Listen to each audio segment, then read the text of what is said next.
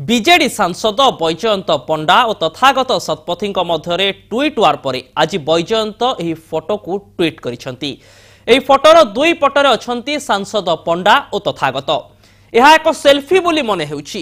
ବୈଜୟନ୍ତ ଲେଖିଛନ୍ତି ସେଣ୍ଟ୍ରାଲ ହଲ୍ରେ ଦୁଇଟି କଣ୍ଟା ମଧ୍ୟରେ ଏକ ଗୋଲାପ ଫୁଲ ରହିଛି।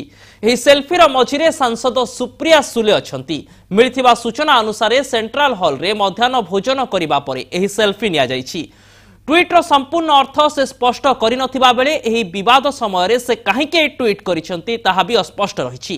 गतकाली सांसद शतपथी एक ट्वीट करी बैजयंत आड़ को इशारा करी कहिथिले बीजेडी को भांगिबा पई प्रयास करा जाउछि। एथिपई जणे सांसद सहायता करुछंती। सेपटे बैजयंत तथागतଙ୍କ आड़ को इशारा करी ट्वीट करिथिले एकदा से दलरु निलंबित होई अन्य राजनैतिक दल रे शामिल होइथिले। तांकर सेभली किछि अभिज्ञता नाही बोली बैजयंत जवाब देइथिले। ଏହି ବିବାଦ ଭିତରେ ଆଜି ବୈଜୟନ୍ତଙ୍କ ସହ ରୋଚକ ଟ୍ୱିଟ୍ କୁ ଧରି ଚର୍ଚ୍ଚା ଚାଲିଛି।